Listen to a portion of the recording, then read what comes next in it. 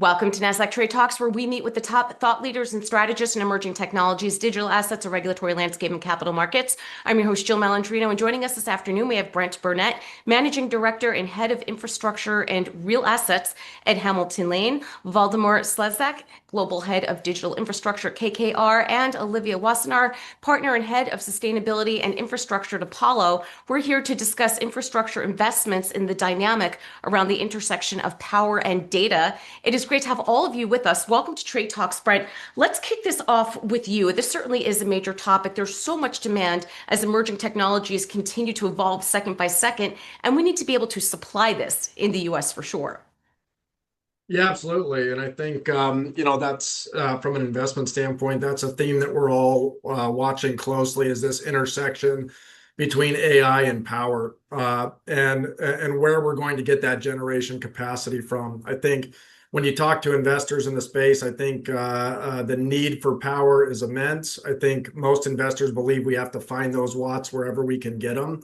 And the US in particular is facing a real power constraint. And so I know we're going to talk more about the OBBB. I think I got all the B's in there. But I think, part of that legislation is a little bit conflicting between its sort of policy dynamic and its potential impacts on power generation when we're so short from an AI standpoint. Yeah, and that's a good point, Waldemar, that Brent makes because the race for AI dominance, not only from an innovation perspective, but national security perspective, to Brent's point, Waldemar, it is key as it relates to U.S. policy. Yes, absolutely. I mean, I think clearly US is one of the leaders in terms of AI evolution. And I think we have been in terms of technology. And I think it is incredibly important to support that ecosystem, which ultimately requires, three key components. One is capability. I think data center builds, technology, innovation. And then there's access to power, which as was just mentioned, and we'll touch on it. And then it's capital. And I think this is a place where private capital in particular, I think, can play a really incredible role. And we at KKR have been really at the intersection of a lot of these mega trends for quite some time. And we're really excited about the opportunities, which we'll touch on in a second. Yeah. And Olivia, what's unique with these investments as well, not only the capital intensive, but they are time intensive. So you have to be really deliberate when you're thinking about where you want to allocate your capital and resources. Absolutely. One of the things we spend a lot of time thinking about are what are the right pools of capital? What are the right time horizons for these investments? We used to think of things in a much more traditional sort of shorter term investment model. The stuff that we're building today, the future that we're all building here around power and AI in particular, it looks different than it did a few years ago. So making sure that we've got pools of capital and they've got really alignment with the timelines that our partners are looking for. Yeah. And Brent, when you think about the one big, beautiful bill, we got all the B's in there, it's going to take more than one type of power to generate this energy that we need. How can this be, how could this impact renewable energy as an example? This just can't be reliant on electricity or on natural gas. It's going to require a number of types of technology and energy to execute on this.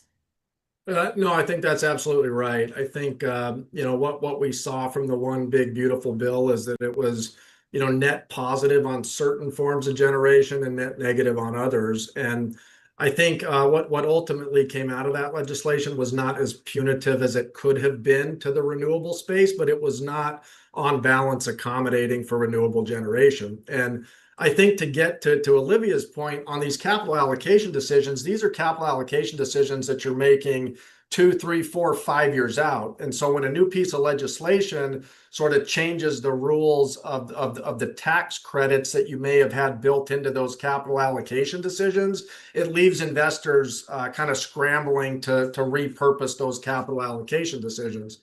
And so I think that's one of the impacts here. One of the things that we've seen in Europe is a change to the rules of the game mid-game as it relates to renewable generation. And we've seen that a little bit with the OBBB, and that causes investors to kind of pull back and reassess capital allocation decisions. Waldemar, do tariffs have an impact in this space when you're thinking about infrastructure? Certainly, it's going to impact material and supply costs, right? Well, I think From our perspective, clearly in our portfolio, it's really a nominal impact. But I wanted to maybe just pivot a little bit back to the prior discussion, because I do think that it's a really important consideration to think about, I think, the access to power. There's a couple of elements here in play. It's resiliency, affordability, and it's, of course, sustainability, right? I think all of those are at play. I think there are a lot of provisions clearly in the bill that address various parts of that ecosystem. But I think one piece that clearly, I think, is under a lot of consideration is, I think, reforms related to the interconnection queue. If you look at the US power market today, it's about 4,200 terawatt hours. The amount of generation that's in the queue is probably one and a quarter to 1.5x that. And so how do we streamline the build of new generation into the market? How do we address the affordability piece, right, for consumers? And how do we, at the same time, continue to advance our cause or win the race in AI? Some of those are perhaps a little bit in conflict with each other. And I think some of these things will need to be addressed. Yeah, and Waldemar, you brought up the point about sustainability as well, and I think it's key to point out the sustainability just isn't from the environmental perspective, but sustainability in terms of long-termism as well. Yes. Yeah. I mean, I think if you step back, infrastructure investors are building assets that are supposed to last for decades, right? This isn't a cyclical bet. This isn't playing into variety of fads that may exist, and even with AI, this is really a generational opportunity and sort of an emergence of general purpose technology that is analogous to electricity or internet, right? And I think it's changing the fabric of everything. And so how do you invest in not just in the energy generation, but I think sustainability more broadly? US, as I mentioned, US grid is 4,200 terawatt hours. It's basically stagnated for the last 20 years. We are on the verge of trying to build generation capacity, as well as creating efficiency in the system, because I do think that in the interim, that's what will be required to help solve this, and likely move that CAGR from flatline to a couple of points, which is a tremendous change for that industry. And so when you think about it, we clearly have vast natural resources and gas. I think that is going to be a part of the solution. It has been part of the solution. Renewable assets, renewable power generation, I think acts as a great bridge as well as battery storage. And then I think new emerging technologies, which I think are being often talked about, whether it's SMRs or nuclear development. So all of the forms of energy would be, I think, required to help, maintain you as a leadership in this very important ecosystem. Yeah, I mean, Olivia, at the end of the day, this is a necessary investment, our infrastructure, certainly, and not only of newer capabilities, but to, redesign or rethink how we're using existing infrastructure. Right. I mean, my colleagues have hit on it. It's really an all of the above approach, right? If you talk to data center operators and you ask what they're permitting, it's all of the above. The US is about to be in a power deficit in part of the country for the first time since the 1970s. And all of a sudden, we need to figure out, how do we add new power resources? How do we make sure that there is sufficient supply for all the growth in data centers and AI? And it's not just one solution.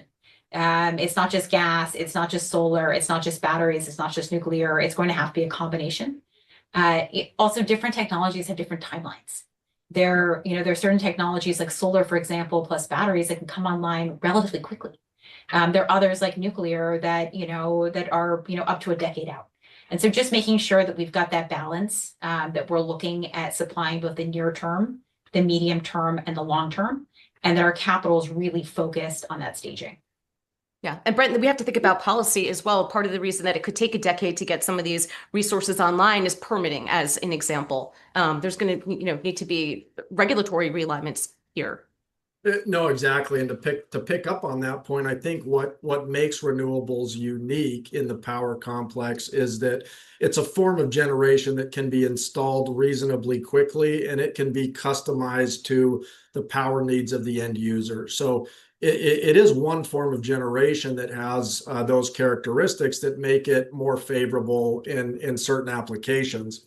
And I think because of that, you're going to see renewables continue to be installed. I think there's some question around, oh, is the OBBB gonna completely destroy the renewables industry in the U.S.? We don't think so. We think this is an industry that's reached the scale where it's economical on a standalone basis to install renewable generation. And it's one of the most easily installed forms of generation, and that can be universally applied depending on the end application. I think, Jill, to your point on the regulatory environment, what people in the US sometimes don't realize from an investment perspective is that the US power market's actually quite dysfunctional. And sometimes that dysfunction can help in that the federal policy overlay is reasonably weak. A lot of the generation and pricing dynamic is determined by the independent system operators. States have their own renewable energy standards. So that federal policy, although it will drive some things on the margin, there are lots of other regulatory pieces at play that are going to drive that generation and transmission complex in the U.S. power system, which is pretty unique. Yeah. So, I mean, Waldemar, that's got to make it challenging when you're thinking about where you want to allocate your investments because, federal policy, whether it's through legislation or executive orders, I mean, it could change, over a course of just a couple of years, every 4 years, every other administration. That lack of consistency can create a challenge as well. Yeah, I mean, that may be the case. I think for us at KKR, we try to really not pay attention to the stroke of pen risk and not invest behind those themes. So we look at, I think, long-term trends, I think investments that sort of merit their own cases for, and really, I think, lean into large thematic opportunities. We do have the flexibility, as all of the other panelists, to be global in nature, right? And I think be dynamic in allocating capital between geographies and strategies. But we really try to avoid things that are incredibly dependent on some of the policy changes. I think what is the point that we all are mentioning is that what's unquestionable, that whether you sort of are on the left or right or in the middle of it, I think that the key element is everyone is focused on energy affordability, on access to energy, and really resilience, right? And I think that is pretty universal. How we get there with different forms of energy, I think, is perhaps in question. And maybe before, I wanted to just touch on a little bit on the Brett's point. I think renewables are obviously an important piece of the puzzle, and I think are incredibly important in the grid. From a pure digital infrastructure perspective, if you actually think about it, oftentimes it's difficult to match that renewable generation with the assets because you ultimately are in more remote areas. So you actually have to focus on a piece of the puzzle, which is investment in the transmission infrastructure. And that's what's not being talked about frequently. And in just 20 seconds, we need about 75,000 miles of transmission infrastructure built in the United States in the next decade. At a current pace, that would take us 200 years. If you think it's half of that, it's still 100 years. So something has to change, right? Again, goes back to regulatory reform and capital formation. And I think that's an important piece. And we actually announced a deal a couple of months ago in a partnership with AEP in the Midwest, where private capital can partner with utilities to be part of the solution in fortifying the grid and in expanding the transmission infrastructure, right? And I think that's why we're all here. Yeah, I mean, certainly in the Midwest for sure. Olivia, are there other regions globally that are attractive for infrastructure investment? Absolutely. I mean, we have been spending a lot of time in Europe recently. We announced two deals in the last 6 months in Europe. We do think that certainly Europe is an area of focus right now. We look at what's going on in Germany, for example. We do think that there's a real multiplier effect in terms of what's happening from a government perspective and how you think about private capital and private investments sort of alongside that. So it has been a real area of focus. And there are parts of Europe where you do have aging infrastructure. And where all of a sudden, I think there was a lack of focus there, for the last 10, 20 years. And folks are waking up and saying, okay, well, whether it's, data, power, AI, transmission, et cetera, these are areas that we really need to double click on in the near term. So tremendous area of focus for us as a firm right now. And we think there'll be some really exciting opportunities there going forward. Which is interesting, Olivia, because typically when you think about technology in the EU, it goes more towards green tech is the first thing that I think of. And to your point, it being an opportunity where there hasn't been much focus on the digital equation of that, I think is interesting. Brent, when you think about the contract structures and how you're analyzing these different companies through the lens of credit, is it similar to that of what's in North America when you're looking at other regions, particularly in the EU? Yeah, I mean, I think there are alternative regions, but also alternative models to investment that we think this power constraint creates, right? So, as Olivia mentioned, we also are looking at Europe as an opportunity set for us. It's a place where on the digital side, we feel like it's slightly less penetrated than the North America market. It's a place where we can find a little bit better development yields for those types of assets with a similar credit profile and a similar contract structure. So, that's a place that we continue to look on the data center side. But we also continue to look on the distributed generation side. So if you think about the power issues that we just talked about in the US, our belief is that this distributed generation model is one that will continue to have legs in supporting power needs for complex users that may not be able to connect to the grid to solve their issues. So we announced a deal recently in the distributed generation space. This is a company that works primarily on a bilateral basis with large users of power for backup power, for more reliable power. But I think that distributed generation model is a little bit different in that infrastructure investors historically have targeted more utility scale generation. That distributed model can be very bespoke and work with a specific corporate user base to solve those issues. So I think it's both looking for regional opportunities, but also power model derivative opportunities to solve those problems. And well, the entry price and so forth, to your point, you could, derive better yield off of that since those projects really aren't a commodity at this point, since they haven't focused on it before. Yeah, I think that's part of sort of relative risk assessment when we look at markets in North America and Europe and Latin America is what's the credit risk that we're taking? What's the geopolitical risk and how does that manifest itself through the currency? How can we strip some of that risk out either through US dollar denominated or euro denominated contracts? But it really informs the relative risk assessment you're doing. If you can find similar assets, similar credit quality for lower entry price valuations and better cash yields going in, that's a good risk mitigator from our perspective. Waldemar, is this achievable? I mean, can we, the goals and the amount of demand that needs to be satisfied is immense. I mean, you were, describing some numbers before, and I couldn't even wrap my head around that much power that's required and potentially, the shortages that we have in terms of, 200 years and making it available. Is this attainable at the end of the day? I think it is. It will require, there'll be innovation, and I think efficiencies, necessity will create, I think, efficiencies in the system. And so I'm very optimistic that I think it ultimately is solvable. Sometimes things look bleakest, like at points, and I think you just have to sort of move past it. But I do think that, innovative structures are being put in place, private partnerships with public capital. Some of this will require multiple stakeholders to really come to bear and solve these things. And I do think that a level of certainly support from regulatory bodies in terms of streamlining some of the inefficiencies, keeping that sort of a North Star in mind is really important. But I think it's solvable. We forget that 5 years ago in the United States, you would lease about 250 megawatts of data center space in any given quarter. We did 2 gigawatts last quarter. So we've ramped that up significantly. And US still dominates the market in terms of data center capacity, digital innovation by a huge margin.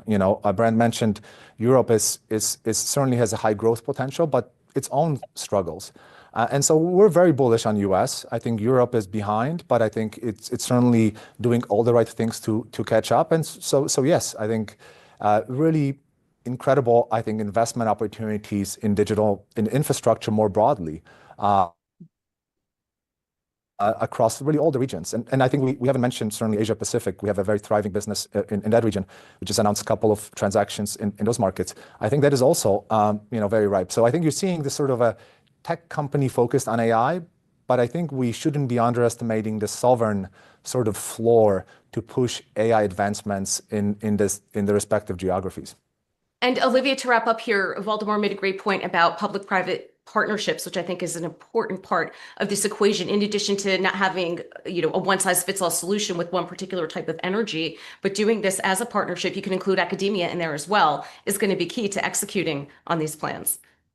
That's right. I mean, it's going to take, again, this is a real all of the above approach. It's not just with regards to technologies, but it's also with regards to private capital, to public capital, to local capital, by the way. So we do really very much view, that cooperation as hugely important. We touched on it before. Permitting has been a big part of sort of the slowdown over the last few years. That's something that I do think is getting renewed attention as we're all looking, particularly around things like power and really the need to fast forward. And that's something that is very much something we'll look at as a partnership and enabled by the public sector. All right. Appreciate all of your insights. Thanks for joining us on Trade Talks. I'm Jill Malandrino, Global Markets Reporter at Nasdaq. Thank you. Thank you.